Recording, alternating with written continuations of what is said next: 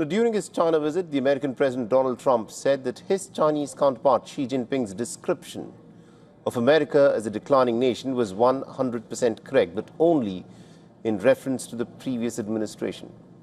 However, Xi actually did not say that U.S. is a declining power. Now, Trump's remarks were perhaps in reaction to Xi invoking the Thucydides Trap that describes the Iran-U.S. geostrategic positioning just a day before.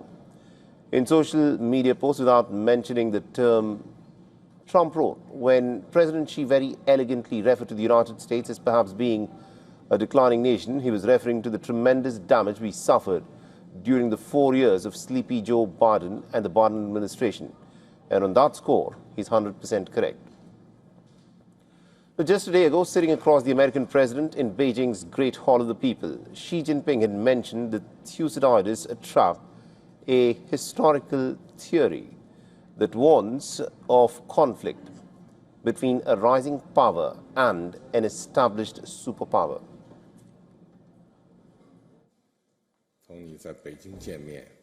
The world has come to another crossroads. Can China and the United States overcome the so-called Thucydides Trap and create a new paradigm of major country relations?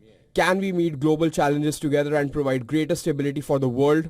Can we build a bright future together for our bilateral relations in the interest of the well-being of the two peoples and the future of humanity? These are the questions vital to history, to the world, and to the people.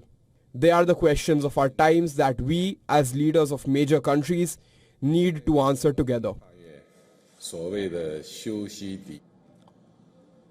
The Thucydides Trap is a theory that is rooted in ancient Greek history. The phrase refers to the dangerous pattern that emerges when a rising power challenges to overtake an established power. The idea comes from the Greek historian Thucydides, who wrote about the Peloponnesian War nearly 25 years before the war happened.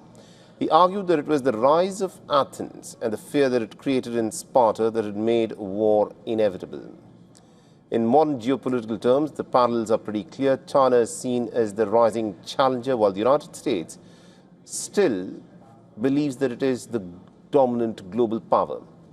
The term was coined by Harvard political scientist Graham Allison. His research examined 16 historical cases where a rising power had challenged an established one. And in 12 of those cases, the rivalry had ended in a war. And among the examples cited included Imperial Germany's challenge to Britain before the First World War. Only 4 historical rivalries had managed to avoid conflict, and all of them required major diplomatic compromises from both sides. China has been using the term for many years. For more than a decade, Xi and other top-ranking Chinese diplomats have invoked the concept as a cautionary tale rather than as an inevitability. In 2014, Xi had talked about the concept, saying that it was needed to work together to avoid the trap.